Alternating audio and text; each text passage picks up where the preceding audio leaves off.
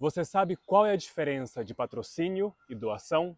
Você sabe quais são as leis de incentivo à cultura? Você sabe como que a isenção de imposto de uma empresa privada vira uma produção cultural? Então fica ligado que a Simone vai explicar pra gente. Me chamo Simone Alvim, sou doutora em psicologia, com especialidade em psicologia social e psicologia clínica, o que me deu uma certa bagagem, um background para trabalhar com projetos sociais. Feito isso, encerrada a minha carreira acadêmica, eu abri uma empresa de consultoria que presta serviços a patrocinadores e proponentes de diversas leis de incentivo no Brasil. Então, o nosso assunto hoje é leis de incentivo. No Brasil, a gente tem uma cesta de benefícios que totaliza 9% do imposto de renda devido sobre a pessoa jurídica, no caso dos impostos federais. De modo geral, eu dividi essa palestra em 4 temas, porque cada esfera de governo tem as suas políticas de incentivo fiscal. Essa cesta de benefícios funciona de modo a incentivar ações que o governo não consegue pleitear, mas que produz uma parceria com o setor privado.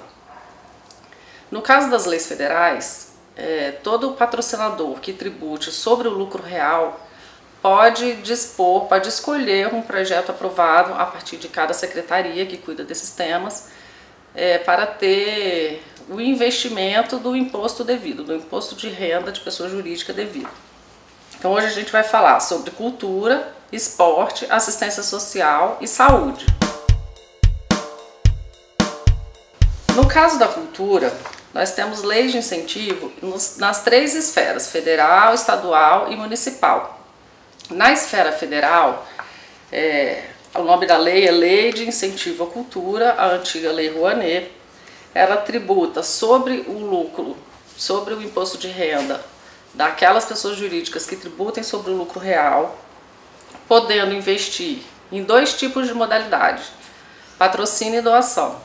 No caso de patrocínio, o patrocinador pode investir 4% do imposto devido.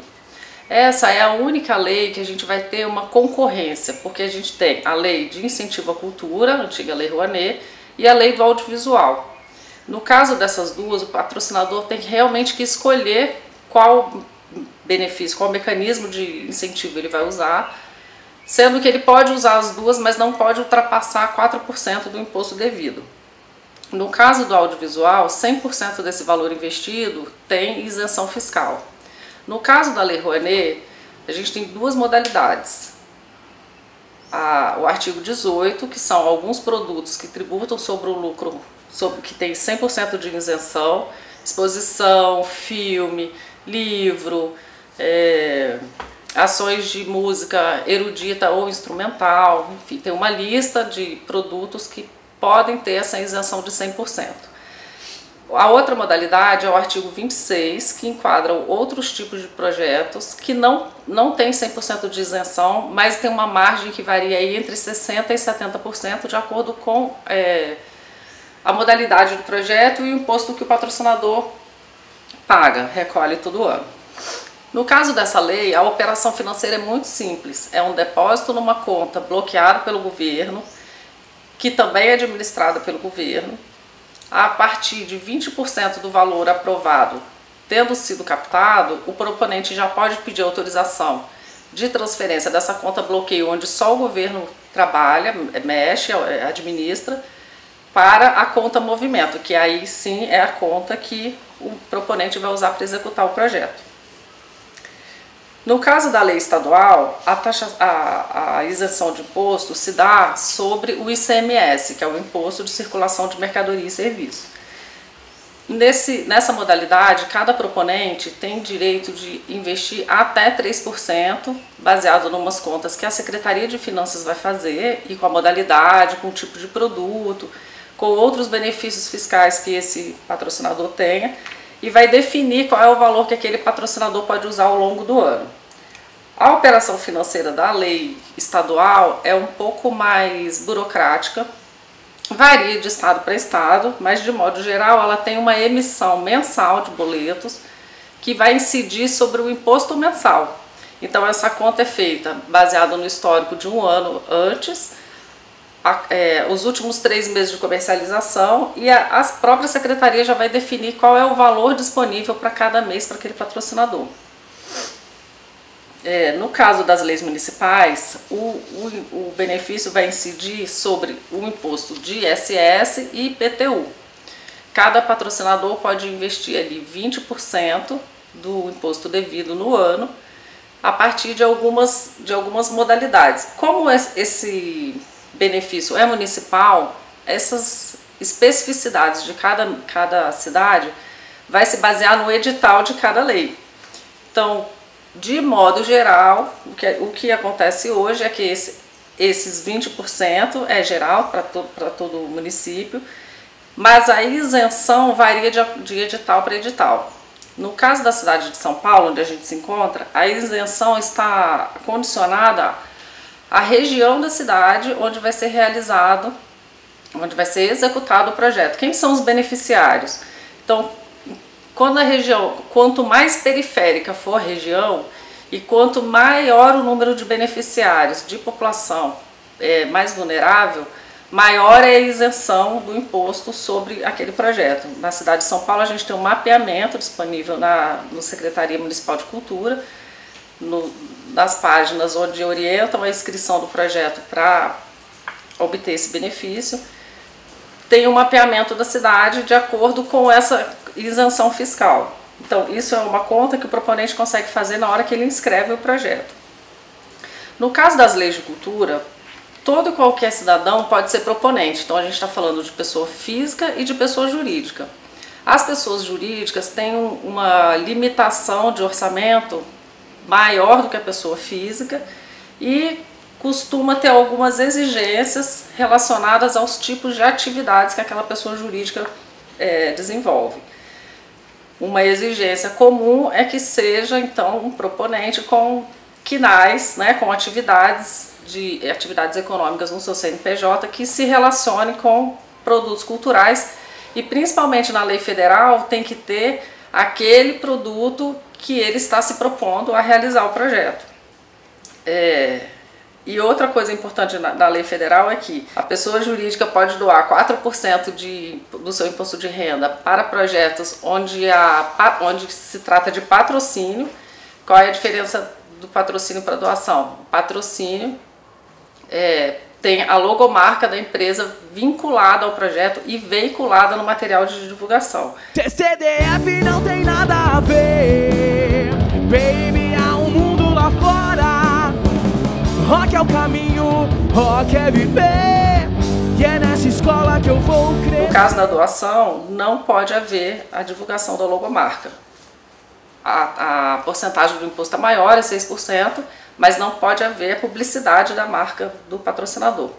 Isso acontece em alguns tipos de empresa que não pode ter logomarca veiculada em projeto cultural, que se trata de empresas de produtos fumígenos, em alguns casos também de bebida alcoólica. No caso das leis esportivas, parecido como a lei de cultura, nós temos 3 instâncias de benefícios fiscais, incentivos fiscais: federal, estadual e municipal. No caso da lei federal, nós tivemos uma alteração recente esse ano que aumenta o limite de patrocínio no caso da pessoa jurídica e da pessoa física. A pessoa jurídica podia investir 1% do imposto devido, hoje ela pode poder investir 2% do imposto devido, e a pessoa física, que antes podia investir 6%, poderá investir 7%. No caso da lei federal, nós temos 3 modalidades de projeto. Alto rendimento, que tem um limite de valor de 5 milhões, manifestação de participação, que tem um limite de 2,5, e a modalidade educacional. Nessa não existe teto para o projeto. A remuneração de captação também muda para cada um desse tipo de projeto, mas o mecanismo financeiro, a operação financeira para receber esse patrocínio é a mesma para todos os tipos desses 3 tipos de projeto. O depósito numa conta bloqueio, administrada pelo governo. A partir de um mínimo, o proponente pede a transferência para o projeto, feita uma readequação à realidade da execução, e assim conclui a execução do projeto. No caso da lei esportiva, a gente tem uma especificidade que apenas o proponente, pessoa jurídica sem fins lucrativos, pode ser proponente de projeto nessa lei, desse mecanismo. Isso limita um pouco o acesso ao mecanismo, mas de modo geral faz com que federações, confederações, associações esportivas com atividade, com KNAI no seu CNPJ específicos de ações esportivas, possa ser proponente. No caso das estaduais, isso vai variar de acordo com o edital para cada estado. No estado de São Paulo, somente proponentes, pessoas sem fins lucrativos podem atuar. No caso do Rio de Janeiro, a gente tem pessoas jurídicas com ou sem fins lucrativos e pessoas físicas podendo ser proponente, com a diferença que na inscrição do projeto precisa já ter o contrato de patrocínio. Das leis municipais, idem. Os municípios são responsáveis pela publicação dos editais. A isenção vai incidir sobre os impostos ISS e IPTU. E a porcentagem da isenção em cima do patrocínio da doação recebida vai variar de cidade para cidade. A maioria trabalha com a porcentagem de 70% a 80%, mas a gente consegue encontrar alguns municípios que tenham a isenção de 100%. Com essa diferença também de a partir de cada edital ter essa prescrição de que tipo de proponente, pessoa jurídica ou pessoa física, pode propor projetos. No caso das leis de assistência social, a gente vai trabalhar com 2 modalidades, a infância e o idoso. Essas leis, embora tenham editais federal, estadual e municipal, a legislação que fundamenta esse mecanismo é a mesma, é uma lei federal e vai incidir somente, embora tenha outras esferas, vai incidir somente o imposto de renda, não vai afetar nem ICMS nem ISS. O que acontece é que esses fundos estão baseados na legislação do Estatuto da Criança e do Adolescente, no caso da infância, que são geridos por Estado e município também. No caso do município, os editais são responsabilidade das secretarias ou de ação social ou de cuidado da infância. Entretanto, também está atrelado ao governo federal porque é uma isenção de imposto de renda de pessoa jurídica. Na lei da infância, a gente tem em São Paulo o FUNCAD, que está ligado à Secretaria Municipal, o CONDECA, que está ligado à Secretaria Estadual, e em algumas cidades do interior a gente tem um mecanismo chamado FIA, que é um Fundo de Infância para Adolescência. Esse mecanismo, essa operação financeira é um pouco diferente das leis esportivas e culturais, porque todo o depósito é feito num fundo geral do programa, e a partir de um mínimo e de comprovação de quem foi o patrocinador, para qual projeto foi o recurso destinado, o governo vai destinando esses fundos, esses valores dos fundos para cada projeto. A vantagem disso é que o fundo consegue aplicar todo o recurso destinado para aquele mecanismo e ter algum rendimento ali que vai também sustentando esse fundo posteriormente. Então, o dinheiro não só passa pelo governo, como é no caso das culturais e esportivas, ele também funciona para ações que sustentem os fundos, os conselhos e as secretarias municipais. No caso das leis sociais, a gente tem uma especificidade que apenas 2 delas podem haver cobrança de remuneração de captação. Isso é uma coisa importante para a gente falar, porque leva para uma problemática aqui de mercado que se relaciona à captação de recursos. Não adianta um captador trabalhar nessa nessa captação de recursos para projeto da infância e cobrar a porcentagem de mercado que se cobra sobre a captação. Por quê? Porque essas leis não permitem, as leis da infância, em nenhuma dessas esferas que eu falei, a captação, a remuneração de captador externo, muito menos interno. Então, nesse caso, quando um captador cobra pela captação de recursos, ele cobre um santo para descobrir outro, porque ele colocou um dinheiro ali de onde ele não vai poder ser remunerado, e na exigência da remuneração ele obriga a instituição sem fins lucrativos, que é uma prerrogativa desse mecanismo, a tirar verba de contas administrativas para sustentar esse serviço. Então isso é uma coisa que os governos têm ficado atentos, e isso não é permitido por lei. Então essa é uma lei onde carece ou de regulamentação sobre remuneração, porque, de modo geral, as instituições sem fins lucrativos têm dificuldade para ter esse profissional internamente, ou rever políticas de captação de recurso das empresas captadoras.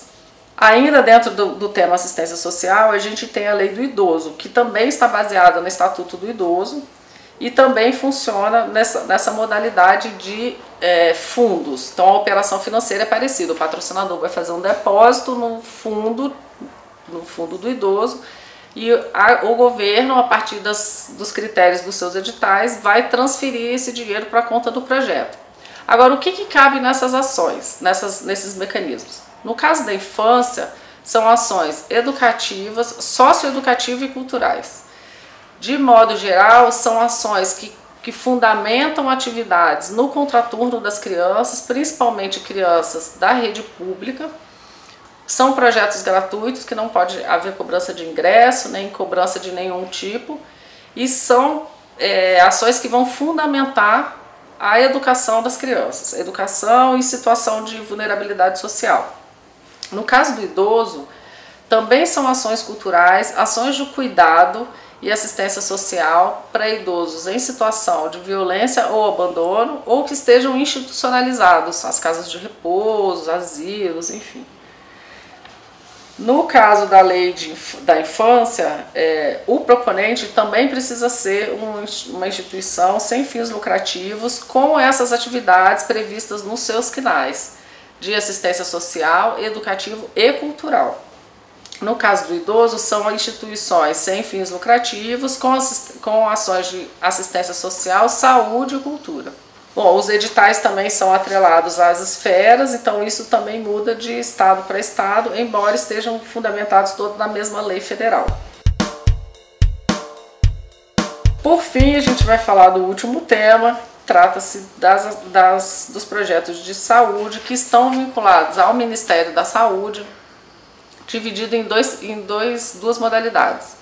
O PRONAS, que é o Programa Nacional de Atenção à Pessoa com Deficiência, e o PRONON, que é o Programa Nacional de Atenção às Políticas de Oncologia. No caso desses dois mecanismos, a mesma coisa, vai incidir sobre o imposto de renda de pessoa jurídica que tribute sobre o lucro real. Essa é uma prerrogativa para todas as leis com o mecanismo de isenção fiscal federal. É sempre sobre o imposto de renda da pessoa jurídica que tributa sobre o lucro real. No caso do PRONAS, o patrocinador pode usar 1% do imposto devido e tem 100% de isenção. A especificidade dessa lei é que o proponente precisa ser uma pessoa jurídica sem fins lucrativos, com CNAES, com atividades no seu CNPJ ligadas à assistência social, de saúde e cultural. Elas são ações que fundamentam a assistência mesmo, o cuidado. Então a gente está falando de algumas ONGs, no caso da oncologia, que sustentam ou que dão apoio para pacientes, principalmente de fora da cidade, que ficam em algumas casas próximas aos hospitais, casas de acolhimento sem fins lucrativos, que ficam próximas aos hospitais com esse tipo de atendimento, com atendimento oncológico.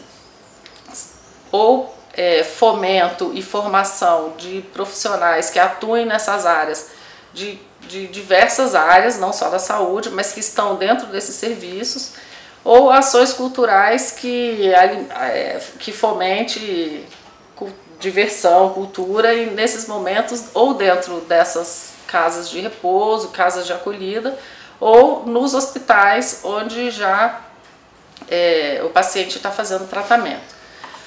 Como a especificidade dessa lei é ser uma pessoa jurídica sem fins lucrativos e que tem essas atividades de assistência nas suas atividades econômicas, é muito comum que essas instituições não tenham a expertise de produzir ações culturais. O que a gente vê acontecer no mercado? Relacionamento institucional entre duas instituições que não têm fins lucrativos, uma de caráter cultural e a outra de caráter assistencial, assim como é prescrito nessa lei.